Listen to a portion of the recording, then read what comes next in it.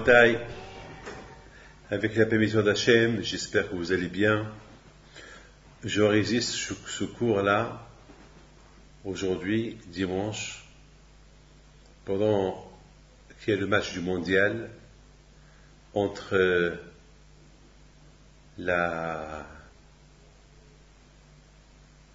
l'Espagne et la Hollande.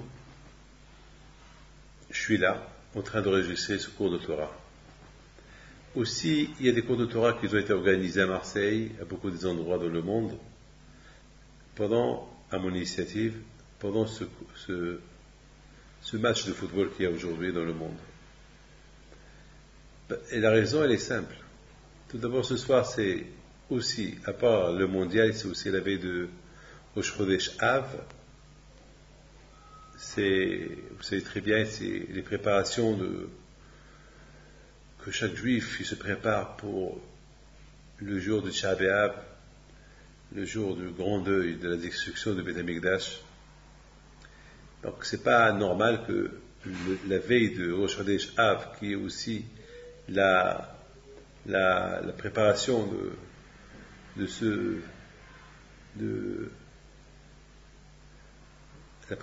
la réparation de la destruction du temple, que les gens ils vont se réjouir et crier Gol, Gol. Bien sûr, c'est chacun fait ce qu'il veut, mais quand même, il y a beaucoup de choses que chacun de nous il doit savoir que quand même, le Tisha B'Av, c'est une fois dans l'année, et c'est un grand jour pour nous, et c'est un jour vraiment qu'on doit beaucoup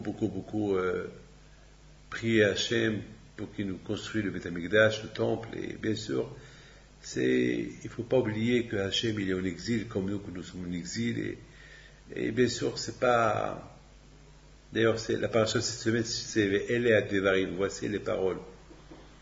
Voici Elea Devarim, voici les paroles que Moshe Rabbeinu a parlé au Bnei Israël. Il faut savoir que ces paroles que Moshe Rabbeinu a parlé au Bnei Israël, c'est des paroles, une répétition de toutes les fautes que les Juifs, les Bnei Israël ont fait pendant les 40 ans qu'ils étaient en exil dans le désert.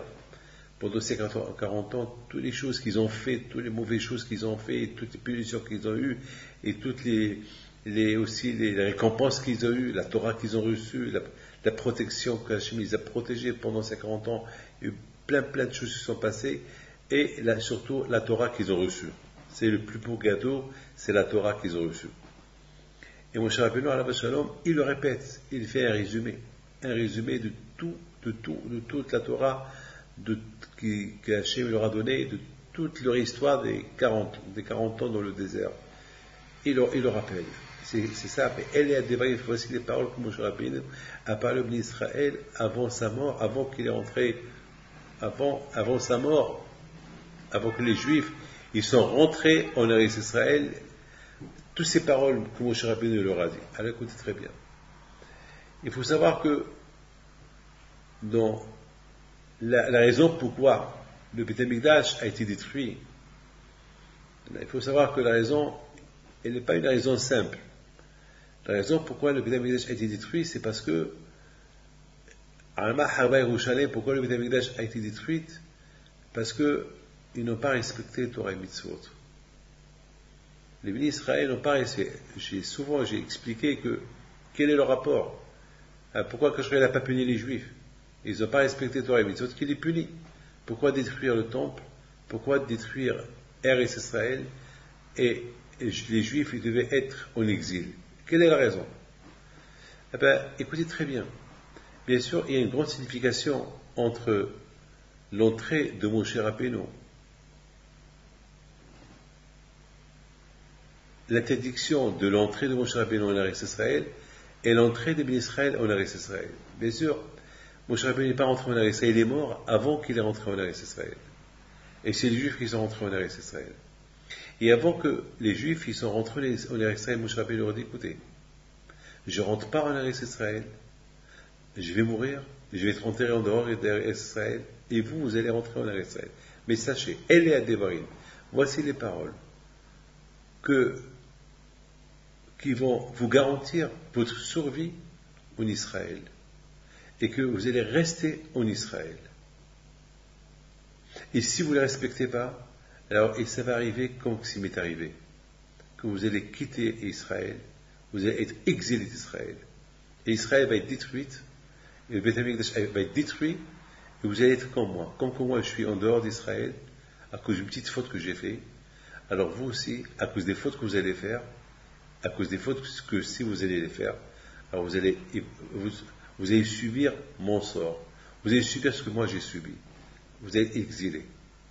Et le temple va être détruit, et le Beth Amikdash et Israël va être détruite. Donc ça veut dire que Israël a été donné aux Juifs avec une condition, que si les Juifs respectent Torah et Mitzvot, Israël leur appartient. Ils ne respectent pas Torah et Mitzvot, ben malheureusement, Israël ne va pas les appartenir et ils vont être obligés de quitter Israël de force, coûte que coûte. Mes amis, il faut savoir une chose, Israël, c'est le seul pays dans le monde qu'il y a des mitzvot qui sont liés avec la terre elle-même. Vous savez très bien que... Et la question se pose pourquoi. Vous savez très bien qu'ici en France, on habite en France, mais il y a aucune mitzvah qui nous lie à la France. Ça veut dire qu'il n'y a pas une mitzvah qu'il faut faire certains mitzvot ici en France qui sont liés à la terre de France. Il n'y a pas. On peut habiter au Maroc, en Algérie, en Tunisie, on peut habiter en Russie, on peut habiter au Japon, en Allemagne, on peut habiter à Buenos Aires, en Afrique du Sud, on peut habiter là où on veut. Il n'y a aucune mitzvah qui lie le juif avec la terre où il habite.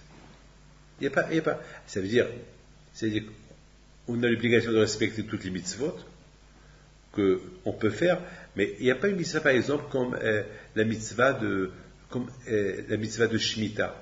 Shemitah, ça veut dire que travailler la terre 6 ans, et la 7e année, il faut qu'elle devienne, la terre elle fait son Shabbat. On n'a pas le droit de faire travailler la terre, on n'a pas le droit de la cultiver, de labourer, rien du tout. Rien. On n'a pas le droit. La 7e année, c'est la terre, elle doit faire son Shabbat. Ça n'existe pas, ça. Ou l'Israël, oui. Jusqu'à maintenant, c'est une mitzvah qu'elle existe. Par exemple, il n'y a aucune... À l'époque il y avait le Beth Amikdash, à l'époque que les Juifs étaient en Israël, il y avait le temple, à cette époque-là, on n'avait pas le droit de faire des sacrifices rien à Jérusalem. Pas en dehors de Jérusalem, et surtout, pas en dehors d'Israël. C'est strictement interdit. Donc, aujourd'hui, c'est strictement interdit de construire un temple et l'appeler Beth Amikdash. Et surtout faire des sacrifices qu'on faisait à l'époque à Jérusalem. Strictement interdit. Avec en Israël seul. Il y a aussi une autre mitzvah qui s'appelle le Yovel. Le Yovel, c'est des terrains. Les gens pouvaient vendre leurs terrains, mais après 50 ans, ces terrains-là retournaient à leur propriétaire d'origine. C'est-à-dire, vous imaginez, moi, j'achète un terrain, j'achète une maison de tel et tel, après 50 ans, il faut que je lui rende, gratuitement. C'est ce qu'on appelle le Yovel. C'est une mitzvah qui se fait, qui est exercée rien qu'en Israël. Donc, et en plus, la Torah, elle dit que chacun qui marche les 4 pas en Israël, il fait une mitzvah. Or, là où tu te trouves dans le monde, tu peux marcher 1000 pas, tu fais aucune mitzvah. Bien sûr, si tu as taït katan, tu fais une mitzvah. Tu as une pas sur la tête, tu fais une mitzvah. Mais lorsque tu marches dans une terre, il n'y a aucune mitzvah, tu marches. Là où tu vis, tu vis. Donc vous voyez que Hachem, il a conditionné les Juifs avec la terre d'Israël. Ça veut dire que HaKadosh Baruch Hu, il a donné aux Juifs les mitzvot, et il leur a donné une terre qui s'appelle la terre de Canaan, et cette terre-là, Hachem, il a introduit des mitzvot dans la terre elle-même que si on ne la respecte pas, alors la terre, elle nous vomit. Et bien c'est ce qui s'est passé malheureusement. Le fait que les Juifs, ils n'ont pas accepté, ils n'ont pas respecté certains mitzvot qui sont liés avec la terre d'Israël, et certains mitzvot qui sont liés entre eux et Dieu, et entre eux et autrui, donc la terre, elle les a vomis, donc Eretz a été détruite, le temple a été détruit, et malheureusement, le peuple juif est en exil jusqu'à maintenant. Même maintenant, Israël, c'est un pays, les Juifs, ils habitent là-bas, mais malheureusement, là-bas aussi, il n'y a pas de paix. Donc, si Dieu veut, espérons avec l'aide d'Hachem qu'un jour, il y aura la paix dans le monde, et il y aura la paix avec Israël et ses voisins, si Dieu veut, c'est notre souhait, si Dieu veut. Je ne sais pas comment cette paix va venir, mais avec l'aide de Dieu, nous, de notre côté, on doit faire un peu d'effort, eux, de l'autre côté, ils vont faire un petit effort, et surtout, le grand effort que nous devons faire, c'est respecter la Torah et les mitzvot, c'est ça qui va nous aider davantage pour que les choses s'arrangent pour le mieux, si Dieu veut, pour nous tous. Donc, mes amis, Moshe Rabbeinu alav shalom, il a parlé aux Juifs. Avant que Moshe est mort, il a parlé aux bénis Israël. Voici les paroles qu'il leur a dit. Quelles paroles il leur a dit? Simplement, il leur a dit des paroles que je viens de vous dire. Il leur a dit ces paroles. Il leur a dit des paroles extraordinaires. Quelles paroles? Il leur a dit, regardez, moi je ne rentre pas en Israël. Je suis en dehors d'Israël. Et vous allez rentrer en Israël. Mais vous rentrez en Israël uniquement avec la condition que vous ayez respecté Torah et Mitzvot, qui vous lie entre vous et Dieu, entre vous et vos amis, et les choses qui sont liées entre vous et la terre elle-même. Si vous respectez les mitzvot qui sont liées entre vous et la terre elle-même, alors vous êtes garanti de rester là-bas en Israël, éternité, sans problème du voisinage, tout le monde va vous respecter. Sinon, le monde entier va contester votre terre et vous la prendra. Donc tout dépend de vous. Et si vous faites Teshuvah, bien sûr, vous retournez en Eretz Israël. Donc bien sûr, une chose est certaine, lorsque Israël respecte Torah et Mitzvot, le monde est calme. Le monde est calme. Mais lorsque Israël il ne respecte pas Torah et Mitzvot, malheureusement, le monde n'est pas très très calme. Et écoutez, moi je pars du point de vue Torah. Il y aura des gens qui ne vont pas être d'accord avec moi, ils vont dire quel rapport Israël et le peuple juif et la Torah, quel rapport. Mais moi je n'invente rien du tout. Je ne dis uniquement ce que la Torah dit, c'est tout. Vous savez, il y a ce qu'on appelle les règles du jeu. On ne peut pas dire pourquoi. Vous savez très bien que les règles du jeu, lorsqu'il y a un football, lorsque un joueur il touche le ballon avec ses mains, il a fait une faute. Et on va lui dire pourquoi. C'est comme ça, c'est les règles du jeu. C'est les règles du jeu. C'est par exemple, on fait tomber quelqu'un à côté du goal, c'est un penalty. Et pourquoi? C'est ça la règle du jeu. La Torah, il y a ce qu'on appelle les règles de la Torah. Hachem nous a donné la Torah avec des conditions. Et c'est la raison pourquoi, quand je vois lorsque, avant que Moshe Rabbeinu il est mort, quand je lui ai donné la permission à Moshe Rabbeinu de les mettre en garde. Moshe Rabbeinu, il les a mis en garde, il a mis le ciel et la terre comme témoins au béni Israël, et Moshe Rabbeinu leur a dit, voilà les paroles, voilà, toutes ces paroles-là que je vous ai enseignées pendant les 40 ans, que je vais vous répéter maintenant, c'est ces paroles-là qui vont vous aider à rentrer en Eretz Israël et rester là-bas, et vivre bien là-bas. Sinon, vous allez subir le même sort que j'ai subi moi, que je suis mort en dehors d'Eretz Israël. C'est-à-dire que vous, malheureusement, vous allez quitter Israël et vous allez être exilés en dehors d'Eretz Israël. Mes amis, combien c'était très important que ce soir je donne ce cours de Torah pendant qu'il y a un match de football. Justement, il y a des choses que je voudrais vous dire. Entre-temps que vous allez voir ce cours de Torah, ce match est déjà terminé. Déjà, vous connaissez les résultats. Vous savez déjà qui a gagné, l'Espagne ou la Hollande. Déjà, vous savez tout déjà. Je voudrais simplement vous dire que pendant ces moments-là que tout le monde il est en train de miser sur quelle équipe va gagner, et pendant ce moment-là que tout le monde est excité, ils sont tous en face de l'écran de télévision pour voir qu'est-ce qui se passe, qui va gagner. Bien sûr, plus tard, ça va être la joie pour certains, ça va être la malchance pour certains, ça va être la chance pour les autres. Mais de toute façon, j'ai toujours dit une seule phrase. Dans toute cette affaire, nous, on a gagné quoi? Nous, les spectateurs, on a gagné quoi? On va dire, nous, les spectateurs, on a gagné une satisfaction parce que je voulais que mon équipe, elle gagne, elle a gagné. D'accord, elle a gagné, très bien. Mais toi, tu as gagné quoi? J'ai gagné une satisfaction. Très bien. Je voudrais simplement dire, et vous savez une chose, que dans le ciel, il y a Hachem. On dit dans Pirkei Avot, Aïn ro'a, ve'ozen shoma'at, ve'chol ma'asecha b'sefer nechtavim. Le Pekavot on dit, il y a les yeux qui regardent, il y a des yeux qui t'observent, il y a des oreilles qui t'écoutent, et tout ce que tu fais, c'est écrit. Eh bien, écoutez très bien. Dans le ciel, on voit comment l'homme, il adore le football. Comment l'homme, il se prépare pour voir ce match. Comment l'homme, il a une grande satisfaction pour voir ce match, malgré qu'il ne gagne rien du tout dans ce match-là. Mais il a un plaisir, le plus grand plaisir. Dans le ciel, on voit combien l'homme, il est surexcité pendant que l'équipe qui supporte, ils avancent pour marquer un but. Et du ciel, on voit aussi comment l'homme, il est tellement heureux, il saute de sa place lorsque son équipe, il marque un but. Et comment sa tête, son cœur, son corps, tous ensemble, se réjouissent de cette victoire. Et comment l'homme, il est déçu si son équipe, elle a perdu. Comment son cœur il bat. Comment la nuit il ne dort pas. Et comment il soupire. Et tout cela, il est vu du ciel. Et c'est noté et marqué. Et tous les gestes, ils sont marqués. Et tout cela pourquoi?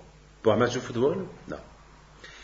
Dans le ciel, on va dire à ce monsieur-là, t'as vu? Comment tu t'es préparé pour ce match? Comment tu t'es excité? Comment tu étais content? Comment tu étais? Tu as vu? On lui fait vivre ces moments-là. Et tu as vu comment tu étais content lorsque ton équipe elle a gagné? Et comment tu étais, et si ton équipe elle a perdu, regarde comment tu t'es déçu. Est-ce que tu as eu un regret lorsque tu as fauté devant Dieu? Celui qui te donne la vie, celui qui te donne la santé, l'argent. Est-ce que pour lui est-ce que tu as été déçu lorsqu'une fois tu as fait une faute vis-à-vis de lui? Est-ce qu'un jour tu étais aussi heureux et content, excité pour faire une mitzvah, quand tu étais excité, heureux et content pour ton équipe? Est-ce qu'un jour tu as veillé pour faire une mitzvah de la même façon comment tu as veillé pour voir un match de football? Vous voyez, tout ça, c'est ça qui a fait, malheureusement, que le Beit HaMikdash a été détruit. Le Beit HaMikdash a été détruit parce que les gens, pourquoi Yerushalayim a été détruite? C'est parce que, malheureusement, les Juifs de l'époque, ils s'intéressaient plus à leur vie personnelle que la vie qui les relie entre eux et Akadosh Baruch Hu, entre eux et le ciel, entre eux et Akadosh Baruch Hu, entre eux et le prochain. Ça veut dire que, bien sûr, c'était pas tout le monde, mais malheureusement parfois, certains paient pour les autres, et certains, comme que pour le bonheur, certains paient pour les autres, lorsqu'Hachem lorsque quelqu'un fait une mitzvah, alors qu'Hachem lorsqu'il le récompense, il récompense le monde entier avec lui. De la même façon aussi, lorsque quelqu'un fait une avéra, lorsqu'il est puni, beaucoup de gens qui sont punis avec lui, malheureusement. Je voudrais simplement vous dire une chose. Regardez-moi tous. Je m'appelle David Pinto. Je ne suis pas un footballeur. Regardez-moi bien.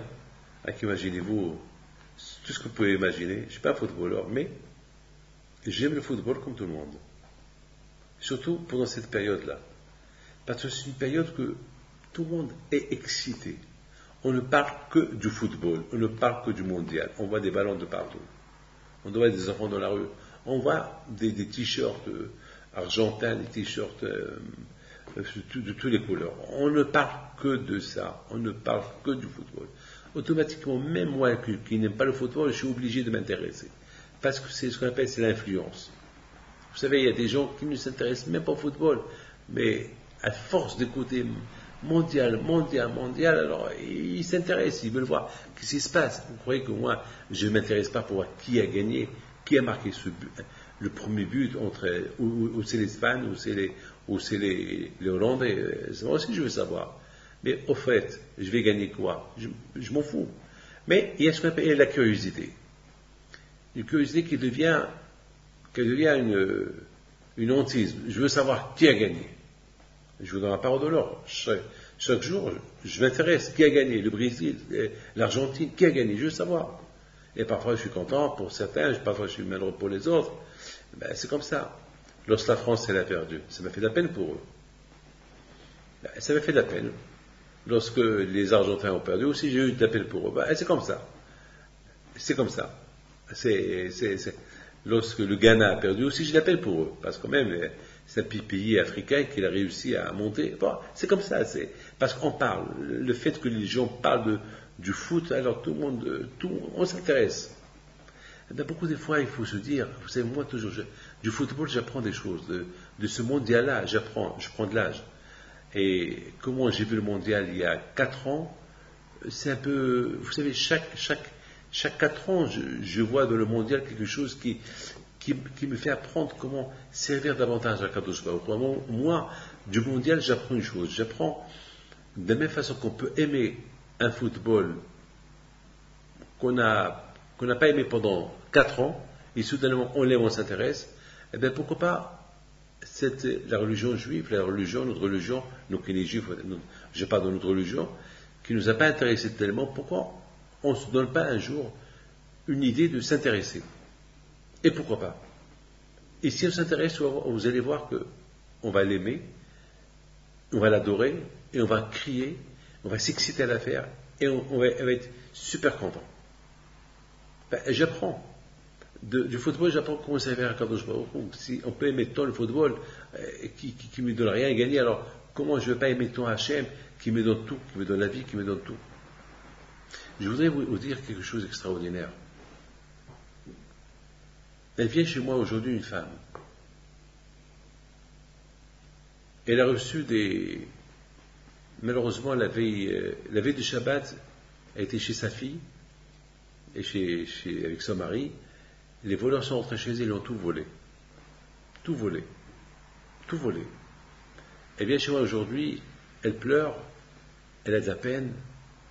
Elle me dit, bon, Kapara, j'ai vu une bracha. Elle me dit, vous savez, monsieur le rabbin, je ne crois pas, je ne crois en rien, mais ça m'a donné à réfléchir.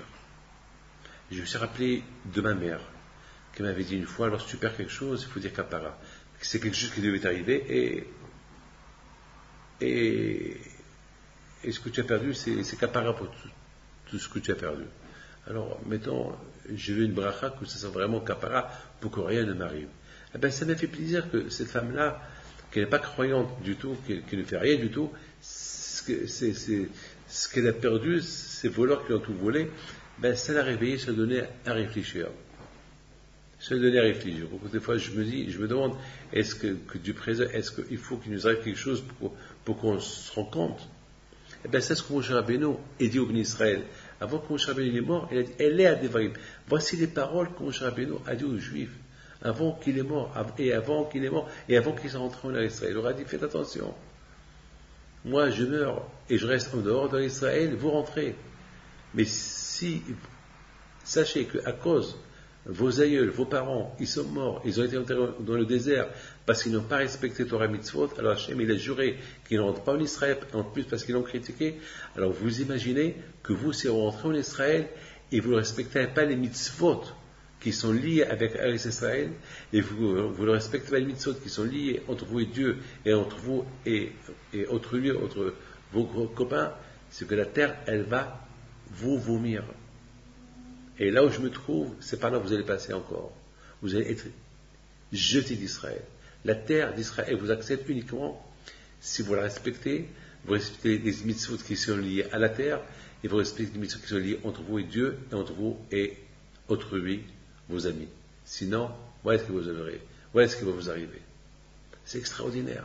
C'est extraordinaire. C'est un avertissement terrible que Moshe Rabbeinu avertit les Bnei Israël. C'est extraordinaire. Et combien on doit faire attention.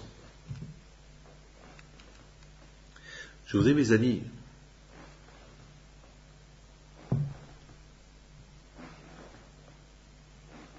vous raconter une histoire.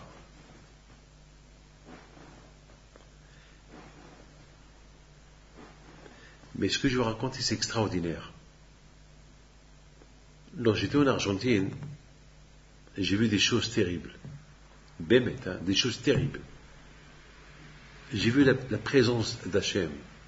On a fait un Shabbat plein, et pendant ce Shabbat plein,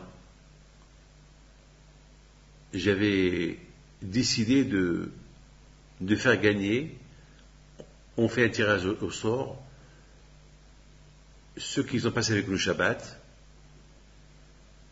et qui gagnent quelque chose.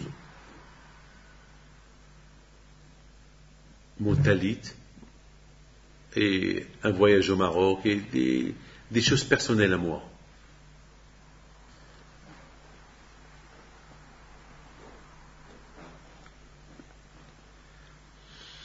Il y a celui qui a organisé le Shabbat Play, il s'appelle César. Lui, il avait déjà de moi mes tefilines de Rashi, une paire de tefilines. Et il voulait, et lorsqu'il a entendu que j'ai mis dans le tirage au sort mes tefilines de Rabbi Notam, il a crié, il a dit, c'est moi qui vais les gagner. Bisrot Rabbi Himpido, alors on lui a dit, sur 500 personnes, pourquoi c'est toi? Il dit, parce que j'ai préparé ce Shabbat plein, et je sais que Rabbi Himpido, il va me donner une récompense, que cette filine-là, c'est moi qui vais les avoir.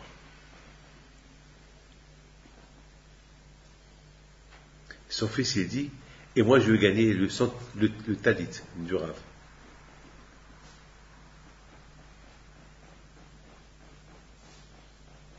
Et c'est extraordinaire. Il y a eu après Shabbat, il y a eu le tirage au sort. Il y avait là-bas la femme de mon Balabaït, de César. Et elle levait ses mains vers le ciel et disait, Bisrot Rabbi Himpido, c'est moi qui gagne, c'est mon mari qui va gagner le tefilin de Rabbi David. Et c'est extraordinaire. Le numéro qui est sorti, c'était elle. Elle a gagné le tefilin. Et tout le monde a vu ce miracle-là. Sur 500 personnes. C'est elle. Tout le monde a vu comment elle priait. Et son mari l'a dit, grâce à Dieu, j'ai le talit, j'ai le tefilin de Rashi, maintenant j'ai le tefilin de Rabbi Notam. Maintenant, on fait un tirage au sort pour le talit. Et son fils, qui devait se marier, il s'est marié il y a quelque temps, j'étais à son mariage, il a pris, il a dit, et moi, Hachem, je veux que je gagne son talit. Et c'est lui qui l'a gagné. Et son futur beau-père, c'est lui qui a gagné le verre. C'est la folie. Et c'est pas fini. Le monsieur qui nous a donné l'hôtel, gratuitement, c'est lui qui a gagné la menorah, ma menorah avec laquelle je vais l'allumer, la Hanouka. Ça veut dire, et celui qui l'a aidé, c'était Léo, lui aussi il a gagné la deuxième menorah. Ça veut dire, les gens qui ont préparé ce Shabbat plein, c'est eux qui ont gagné tous les tirages au sort qu'on a donnés. Et les gens, ils ont vu, c'était des étrangers qui ont préparé les papiers. Tout le monde a vu la main d'Hachem. Parce que vraiment, ils ont préparé quelque chose de super. Et beaucoup de gens, ils ont fait des Teshuvah pendant ce Shabbat-là. Un Shabbat que les gens, ils se sont élevés dans la Torah. Ce qui est extraordinaire aussi, c'est que après cette soirée-là, on est partis tous pour ramasser de l'argent à une yeshiva qui était en difficulté. Et tout le monde est venu, tout le monde a donné pour cette yeshiva-là. Il s'appelle Aderet Eliyahu, à Buenos Aires. On les a aidés, on leur a ramassé peut-être une très grande somme d'argent. Parce que tout le monde était content de ce Shabbat, cette ambiance de Kudusha. Ça leur a donné une motivation pour aider la Torah. Combien des gens ils sont venus chez moi et me disent, Rabbi David, depuis qu'on a fait ce Shabbaton-là, ces derniers temps, j'étais là-bas, on a découvert Hachem et on a vu des merveilles avec le bon Dieu. Alors on vient simplement vous dire, dites à Hachem merci de notre part. Et je leur dis, pourquoi je vais leur remercier Hachem de votre part? À vous d'aller à la synagogue, dites à Hachem merci. Mettez tefilin. Hachem, il n'aime pas qu'on utilise les intermédiaires. Hachem, il veut qu'on l'appelle direct. Baruch Ata Hachem, il veut qu'on lui parle directement. Il veut qu'on l'appelle directement. C'est la folie. C'est la folie. Je vais mettre, je peux dire, je peux raconter des milliers de choses. C'est inimaginable. Et c'est ça, mes amis, ce que je voudrais vous raconter. Dans la paracha précédente, la paracha de Masaé, la Torah nous raconte tous les voyages que les Juifs ils ont fait dans le désert. Ils ont fait pas mal de voyages. Ils ont quitté cet endroit, ils ont campé ici, ils sont partis de là, ils ont campé là, ils sont partis de là, ils ont campé là. C'est la folie. Moi, je n'ai rien compris. J'ai rien compris. Pourquoi la Torah, elle nous mentionne tous ces voyages? Pourquoi la Torah nous mentionne tous ces voyages? Quelle est la raison? Je comprends si on fait un voyage de la France aux États-Unis, c'est un voyage. Et surtout, si on voyage, on fait le tour du monde. Il y a quoi raconter si on fait le tour du monde. Mais si on parle, on a fait un voyage de Paris 17 à Paris 16, du 17e au 16e. Qu'est-ce qui peut arriver? Est-ce que la Torah doit nous parler des petits voyages très courts? Pourquoi la Torah nous raconte tout cela? Pourquoi? La Torah, elle mentionne des noms. Et on a voyagé de là, on a campé ici, on a voyagé de là, on a campé ici, on a voyagé de là, on a campé ici, on a voyagé de là, on a campé ici. La Torah, elle n'avait pas besoin de nous écrire tous ces voyages-là. S'il y avait des voies, par exemple, voyages qu'on a quitté l'Égypte, oui. Ça, oui. On a quitté l'Égypte et on est arrivé à un endroit qui s'appelle Har Sinai, oui. Ou bien là où Rephidim, là où il y a eu la guerre contre Amalek, oui, on comprend. Il y a eu un événement. Par exemple, là où Yam Souf, là où la mer s'est coupée, il y a eu un événement. Ou bien Har Sinai, mais après, c'était des détours, des retours, des détours. Quelle est la raison, quelle est l'explication de la Torah? Elle nous écrit tous ces voyages. Mais mes enfants, il faut comprendre une chose. Que les voyages que les Juifs, ils ont fait dans le désert, chaque voyage qu'ils ont fait dans le désert, c'était un voyage d'éducation. N'oubliez pas que le peuple juif n'a pas été éduqué dans l'université, n'a pas été éduqué dans un pays, aux États-Unis, ou en Amérique, ou en Russie. Non, le peuple juif a été éduqué dans un désert, sans école, sans a priori. Vous allez dire quelqu'un qui a grandi dans le désert, il doit être un berbère, il doit être un voyou, il doit être un vaurien. Eh bien, justement, c'est pas vrai. Justement, la Torah, elle rend la personne un homme extraordinaire. La vraie éducation, elle se fait par la Torah. La Torah, elle te dit comment être poli. La Torah, elle te dit comment être gentil avec ton voisin. La Torah, elle te dit comment ne pas détester ton ennemi, comment aider ton ennemi. La Torah, elle t'apprend que tu n'as pas d'ennemis, que tout le monde doit être tes amis, que ce soit juif ou pas juif. Vous savez, la semaine dernière, j'étais je devais aller à l'hôpital pour faire un examen, et je devais quitter mon bureau, et il y a un non-juif qui arrive. Et vraiment, tous les juifs, j'aurais dit, une dizaine de jours, je m'excuse, je dois partir. Ils m'ont compris parce que je devais partir à l'hôpital, mais il y avait un qui n'est pas de chez nous, il n'est pas juif. Il arrive, il avait un rendez-vous, en plus il est arrivé en retard, et je ne savais pas quoi faire. Eh ben, j'ai pris de mon temps, et je suis resté avec lui, et je lui ai expliqué, et je n'ai pas été à l'hôpital, à cause de lui. Pour ne pas qu'il dise, ce juif-là, ce rabbin-là, j'ai pris 4 heures de mon temps pour venir le voir, et il quitte, il s'en va, il me laisse. J'ai pas voulu. Et je suis resté avec lui longtemps. Soit qu'il est parti de chez moi, bien, heureux. C'est ça la Torah. Alors, tous ces voyages que les bénis Israël ont fait en Égypte, de l'Égypte, et tous ces voyages qu'ils ont fait dans le désert, c'est des voyages d'éducation.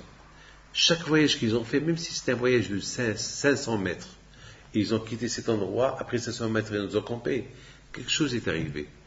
Il y a un enseignement qui a dû se passer pendant ce voyage-là. Et c'est un enseignement qui va être pour l'éternité. les dorés d'Orod, pour les générations en générations juives. Parce que on dit, on dit que ce que nos parents ont subi, nous on le subit. On apprend des épreuves de nos parents. Toutes les épreuves qu'ils ont subies, nos parents, les épreuves qu'ils ont surmontées, ou les épreuves qu'ils ont échouées, et toutes les conséquences de ces épreuves-là. Donc, c'est un enseignement pour nous. Comme beaucoup de fois on dit, fais attention, ne fais pas comme celui-là l'a fait. Donc, c'est la raison pourquoi la Torah nous raconte ces histoires, pour nous dire, vous voyez, tous ces enseignements que vos parents ont subis, ce sera pour vous des enseignements éternels, pour l'éternité. Mes amis, et c'est la raison pourquoi la Torah, elle écrit en détail tous les voyages qu'on a fait dans le désert.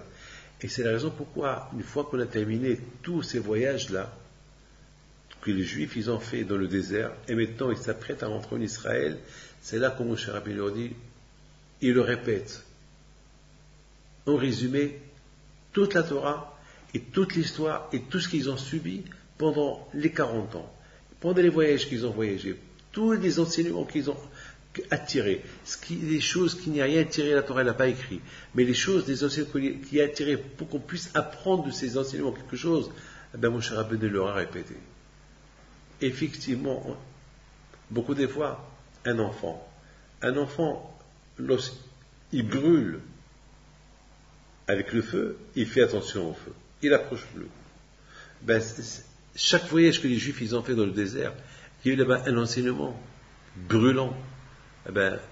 C'est un enseignement pour nous de ne pas qu'on répète ces choses-là. Et c'est ce que Moshe Rabbeinu dit au Béni Israël. Regardez les fautes que vous avez faites, les punitions subies. Alors si vous rentrez en Eretz Israël, et vous faites ces fautes-là, les punitions, les conséquences, ils sont grandes. Il y a des conséquences à subir. Il faut faire attention. Mes amis, il faut savoir une chose. Et quelque chose que je vais vous dire, c'est la chose suivante.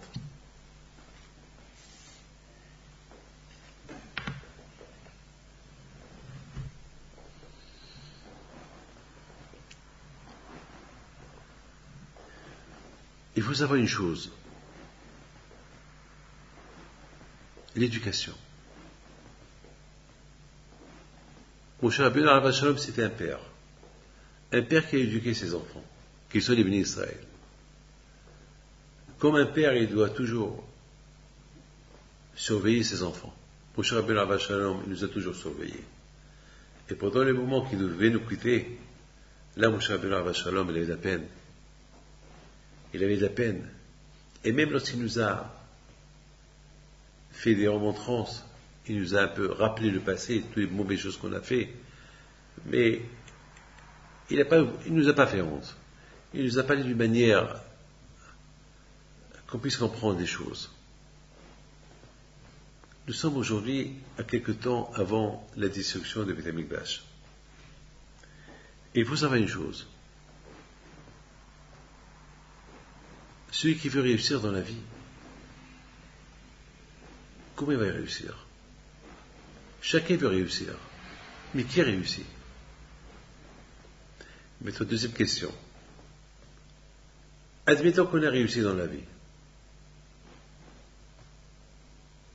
Et cette réussite, on va apprendre avec nous après 120 ans. La réussite, ça va être l'histoire. Chacun de nous doit savoir une chose.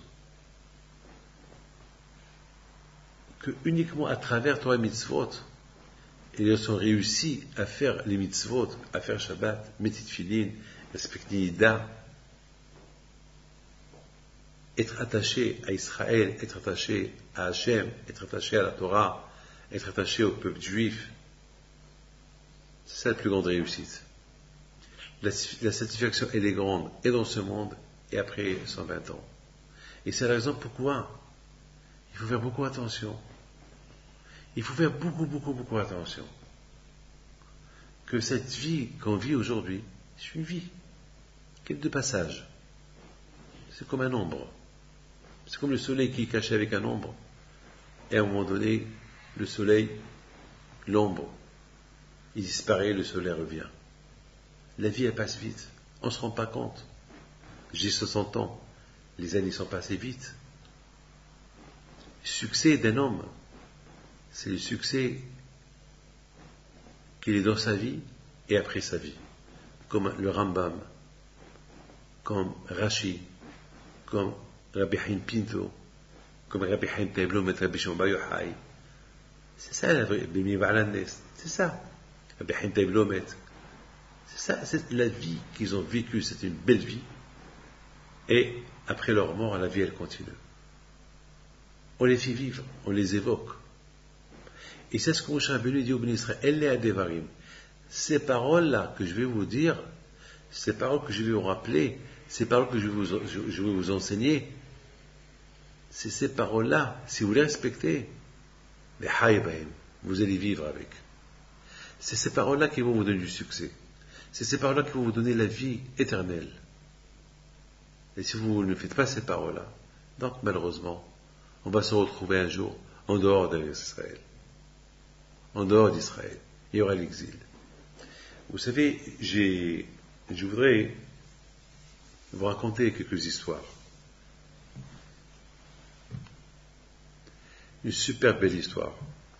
Je vous parle entre-temps, je ne sais pas qui a marqué le goal, ou l'Espagne, ou la Hollande, je ne sais pas. Peut-être vous savez, mais en ce moment, je suis en train de enregistrer avant que je voyage. Mais,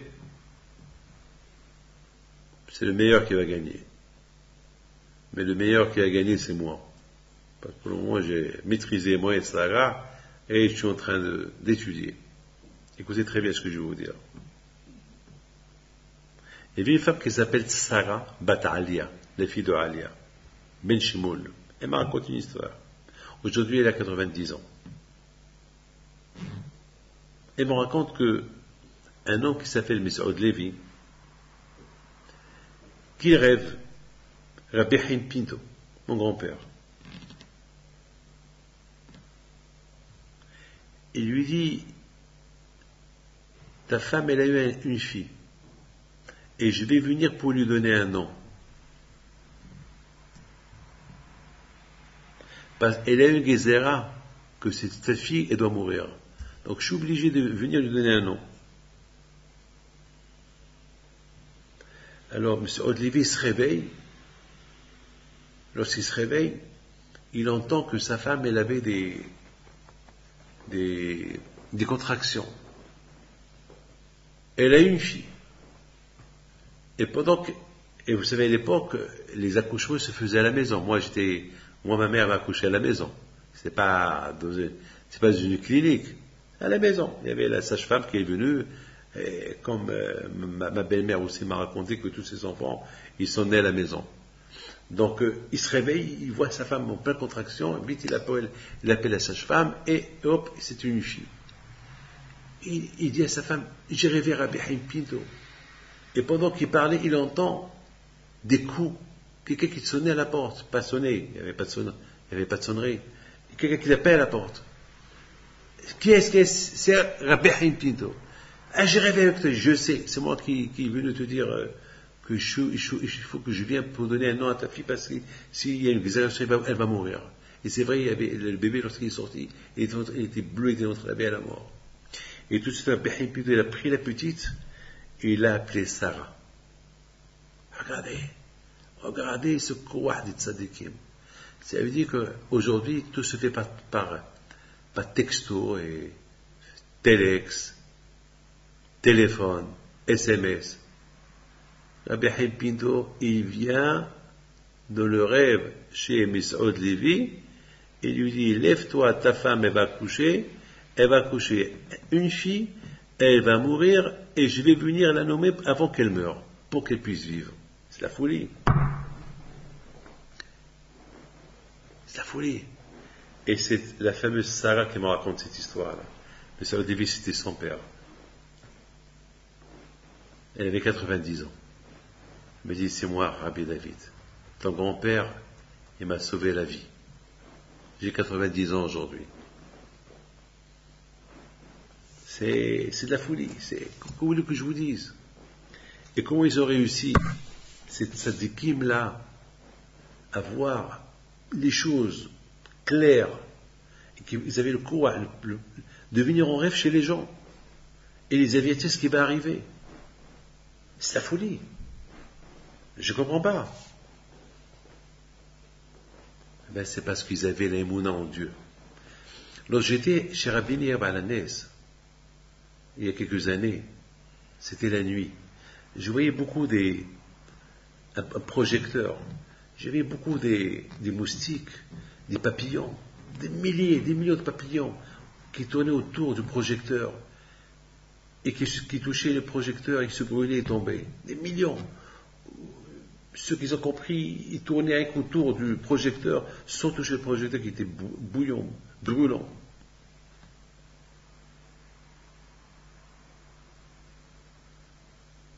Et c'est de la folie, c'est de la folie, c'est de la folie, c'est de la folie.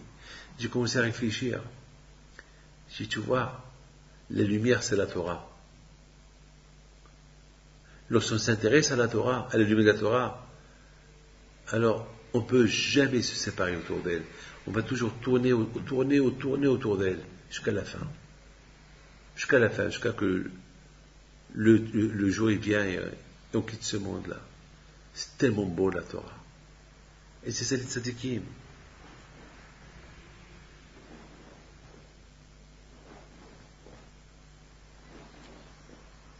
Il y a le Rav Haddad du Canada.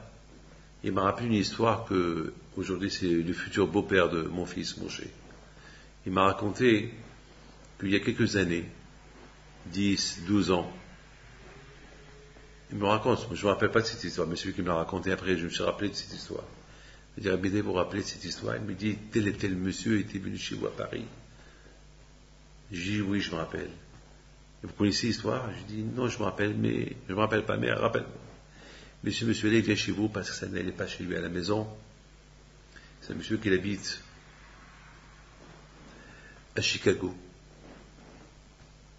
Et il était venu chez vous à Paris pour vous dire que ça ne va pas avec sa femme et il ne sait pas s'il doit divorcer, il ne doit pas divorcer. Et vous lui avez dit, vous êtes là pour combien de temps à Paris? Et il vous a répondu qu'il est là pour un mois, pour qu'il fasse un peu le point. Et vous lui avez dit, je veux que tu prends l'avion tout de suite et tu vas chez toi à la maison. Et tu prendras la décision. Moi, je ne donnerai pas d'honneur, je ne suis pas un prophète, je ne suis rien du tout. Mais je ne sais même pas pourquoi je me rappelle cette histoire. Parce qu'après il m'a appelé. Je connais des milliers d'histoires, je ne peux pas raconter toutes les histoires, mais un que je vous raconte, c'est une belle histoire. C'est Rabbi Saadi al-Haddad qui m'a rappelé cette histoire. Et finalement, il me dit, mais pourquoi voulez-vous que je vais maintenant? Et moi, j'ai insisté. Je vous donne pas d'honneur. Je ne sais même pas pourquoi j'ai insisté. Mais j'ai insisté. J'ai dit, il faut que tu vas.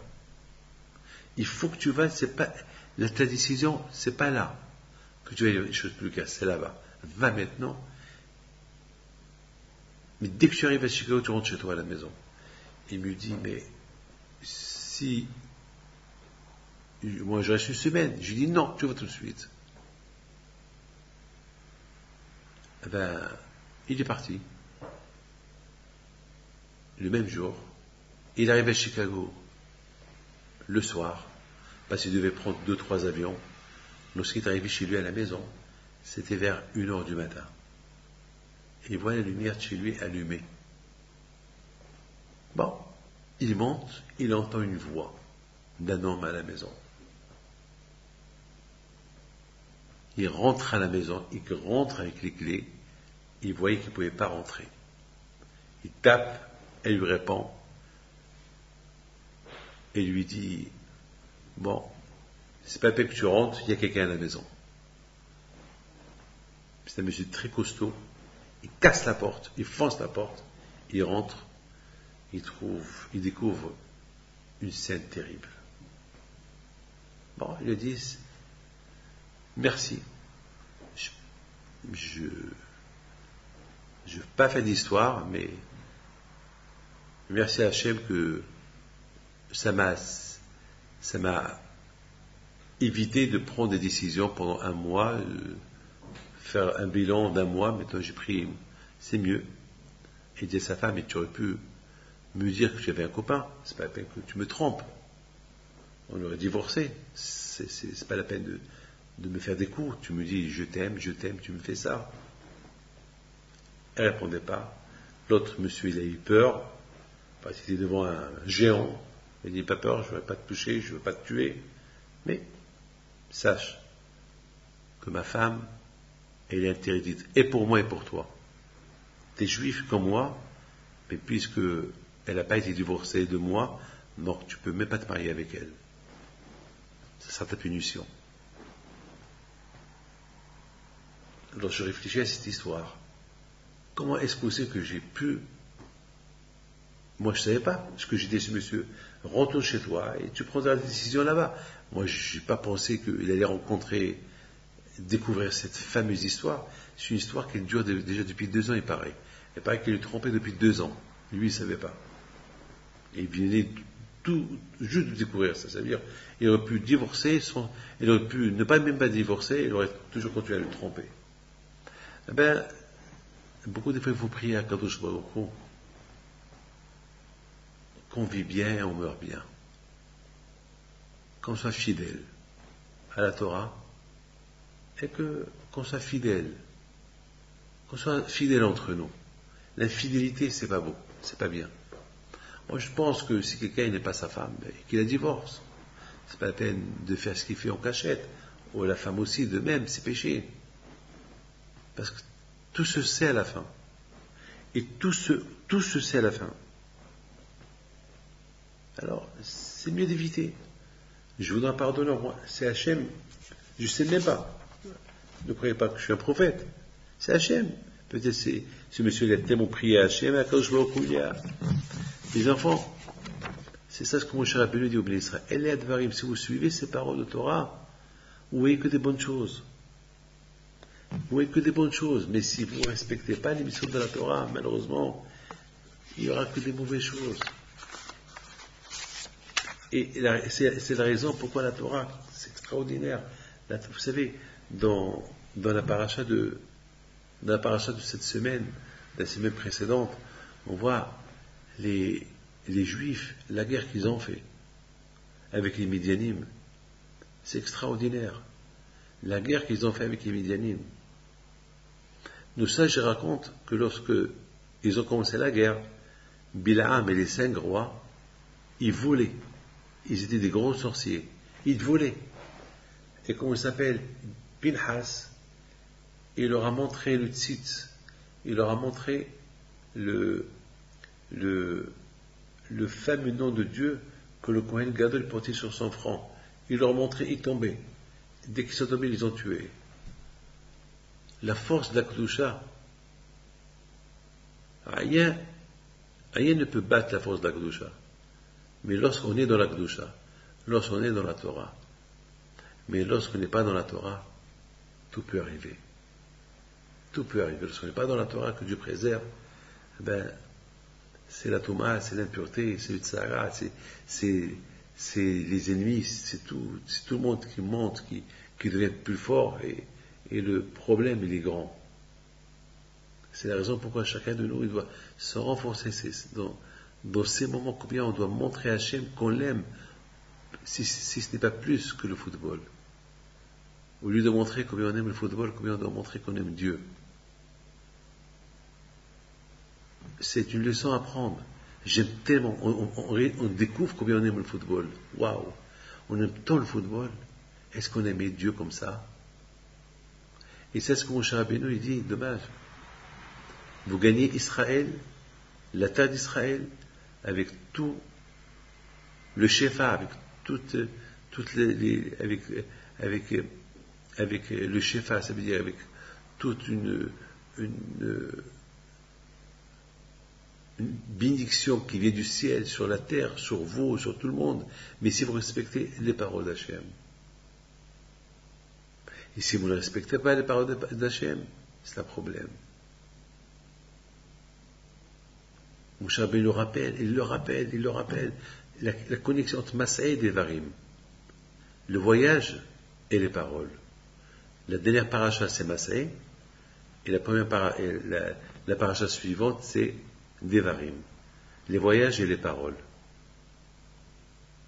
C'est-à-dire que tous les voyages qu'ils ont fait les Juifs, ils les ont fait avec la parole de Dieu. C'est Dieu qui leur a dit voyager, rester, voyager, rester, voyager. C'est qu'il faut que toute notre vie à nous et soit, elle dépendra de Hakadosh Baruch Hu. Il faut avoir la foi que tout ce qui se passe, c'est bien de Hakadosh Baruch Hu. Si on veut réussir nos voyages, on veut réussir tout ce qu'on fait, lorsqu'il y a Eléa Devarim, lorsqu'il y a ces paroles, les paroles de Dieu, les paroles de la Torah, on les respecte. Alors tous les voyages qu'on fait, ils seront couronnés du succès. Tout ce qu'on fait, ils seront couronnés du succès. Sinon, que Dieu préserve. Et c'est la raison pourquoi on parle de la destruction du Beth Amikdash à chaque année. Parce que si le temple n'a pas été encore construit, c'est qu'il y a un problème. Donc il faut réparer ce problème. En réparant ce problème, si Dieu Mashiach y viendra, que Dieu vous protège et vous donne la santé, et que Hachem vous donne la santé et la joie, et à la semaine prochaine, et une bonne semaine, Shabbat.